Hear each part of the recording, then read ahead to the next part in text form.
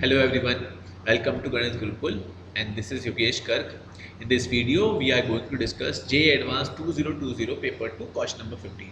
This question is based on probability. So what we have in this question, two fair dice, each with faces numbered 1, 2, 3, 4, 5, 6 are rolled together and the sum of number on the faces is observed. The process is repeated till the sum is either a prime number or a perfect square. So either we have a prime number as a sum or a perfect square, and also you should remember the sum will vary from 2 to 12, right? Sum on both the dice will vary from 1 plus 1 2 and 6 plus 6 12. So these will be the cases 2 3 4 5 6 till 12. Suppose the sum turns out to be a perfect square before it turns to be a prime number. That is, for example, you throw the dice, you throw the pair of dice, and you get a 4 or a 9, right? In first instance only. There can be one more. There can be a case where you throw the dice, you throw the pair of dice, and you get a prime number. Let us say 2 or 3. In second case, you get a. In second case, let us say, yes. In second case, you get a perfect square. So these sort of situations. That is, in first instance only you get a perfect square. What they are saying, suppose the sum turns out to be a perfect square before it turns out to be a prime number. Sorry. So it will be cases will be like this. You throw the dice, you get a perfect square in the first instance only. You throw the dice, you didn't get a perfect square. You didn't get a perfect square in first instance, but you get a, let us say, a non-perfect square. Let us say you get a 6 in first instance, and in second instance you get a perfect square. So these sort of situations, suppose the sum turns out to be a perfect square before it turns to be a prime number. So those sort of cases we have to think of. If P is the probability that this perfect square is an odd number, so what we have to do? What are the total number of cases? First of all, we should understand what are the favorable outcomes, right? Probability is that this perfect square is an odd number, but for favorable outcomes. But for total outcomes, perfect square can be any perfect square. That is 4 or 9. Both the cases are included. Now, how to go about this question? How to go about this question? What are the possibilities? What are total possibilities? Total outcomes. Total outcomes. So see, cases are like this.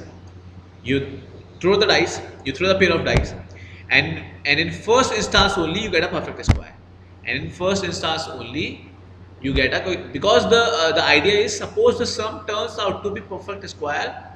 Suppose that sum turns out to be a perfect square before it turns to be a prime number, and they are saying this process is repeated till the sum is either a prime number or a perfect square. So you throw the dice, right, and you get a, in first instance only you get a perfect square. So you will stop the process. So you throw the dice and you get a, let us say, perfect square. Perfect square are 4 and 9. What is the probability of getting a 4? You have two dice, throwing them, you will have 36 possible outcomes. 36 will be the sample space, 1, 1, 1, 2, 1, 3 and so on. What are the number of ways to get a 4? To get 4 as a sum of faces on two dice. So there can be 2, 2, there can be 1, 3 and there can be 3, 1. So there are three cases to get a 4. For 9 you can have, let us say, for 9 you have 3, 6, 4, 5, 5, 4, 6, 3. So we have in total 4 cases to get a 9, isn't it? We have 4 cases to get a 9 and we have 3 cases to get a 4. So 3 by 36 is the probability of 4, and 4 by 36 is the probability of getting a 9. So in totality, getting a perfect square, to get a perfect square, probability of getting a perfect square is 7 by 36. 7 by 36 is probability of getting a perfect square. Fine. I am not detailing this question. The probability does not deserve that much detailing. It is a topic which has to be understood, right? So I'm trying to explain it in words, right? I'm not writing, I'm not detailing that much, but I hope you are able to comprehend. You should be imagining, you should be thinking by yourself why I am speaking about this question, why I am discussing this question, right? So 7 by 36 is the probability of getting a perfect square. 7 by 36. Okay, getting a perfect square in first instance. Fine. What can be the other way? In first instance, you neither get a perfect square nor a prime number. So neither a perfect square nor a prime number. What are the different possibilities for getting or let us find the probability of getting a prime number. What are the prime numbers? 2, 3, 5, 7, right, and then 11. These are the prime numbers. And what are the numbers that are not prime and not perfect square?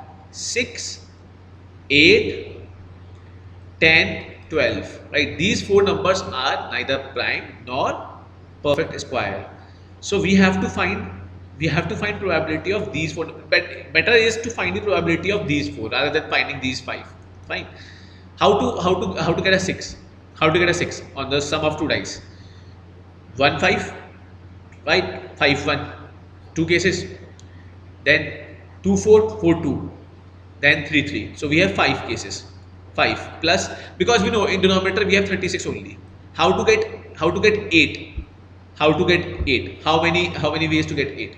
It is also 5. Why? 2 6 6 2, 3 5 5 3, and 4 4. So 5 cases again. How many ways to get 10? How many ways to get 10? For getting 10, we have only I think 2 cases, yes, or 3 cases, 3 cases, sorry, 3 cases.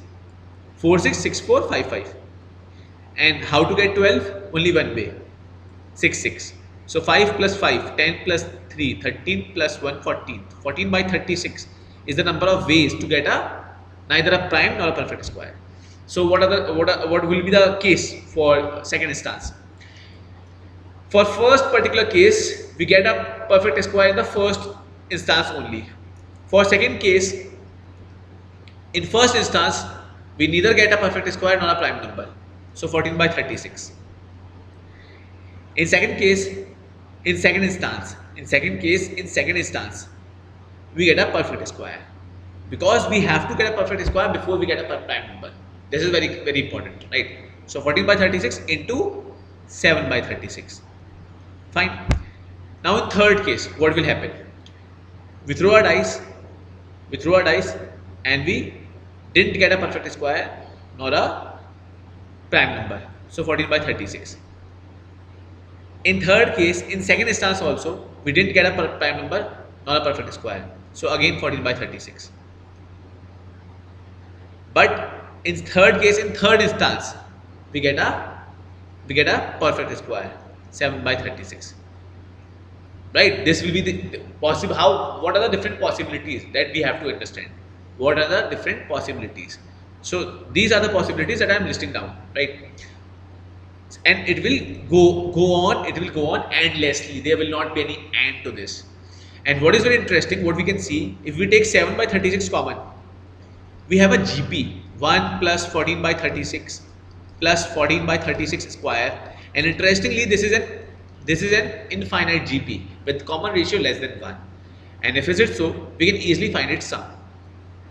But what I would say that better is to find, this is for total outcome, right? Better is to find for favorable outcome. Because what if we divide those two expressions and we get the answer without evaluating this GP? That is better, right? So this is for total outcomes. Now let us find the expression for favorable outcomes. Let us understand the process for favorable outcomes. So for favorable outcomes, they have specifically given that if P is the probability that this perfect square is an odd number. We have two perfect square, 4 and 9. 9 is an odd number. What is the probability of getting 9? 4 by 36, not 7 by 36. So just only there will be a difference of only one thing over there. There will be difference of only one thing. For favorable outcomes, in first instance you get a 9, 4 by 36. plus. In first instance, you neither get a prime number nor a perfect square, that is 14 by 36. You will not include 4 in this case. Getting 4 in this case will not be included because it is a perfect square.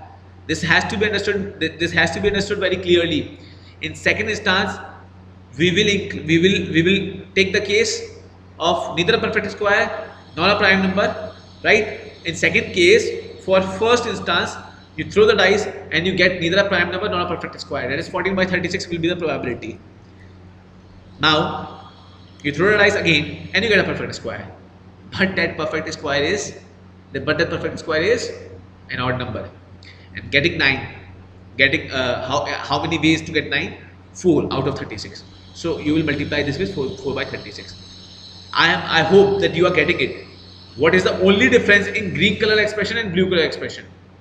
In green color expression, you have 7 by 36 as the common term, and in blue color expression, you will have 4 by 36 as a common term.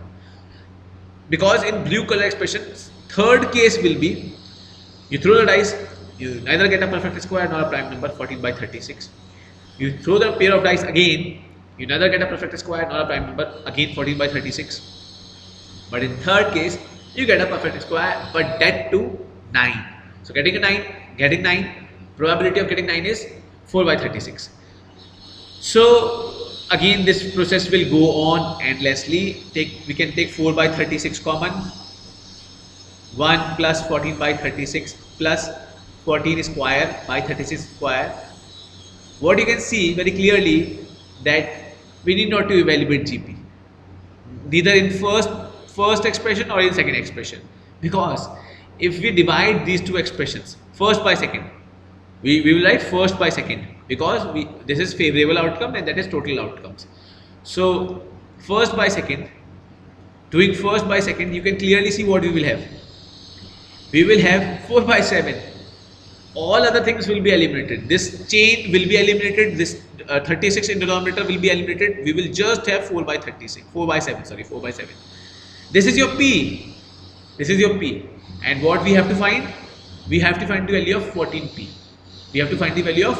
So this is P. 14P is nothing but 14 into 4 by 7. So answer is 8. An important thing to understand is that this question is not that much difficult. This sort of question you have seen many number of times in your let's say study material questions, previous year questions, that two players are let us say playing cards. Okay, so one of them pick one card. It is not what he wanted, what he or she wanted. Then another one pick the card.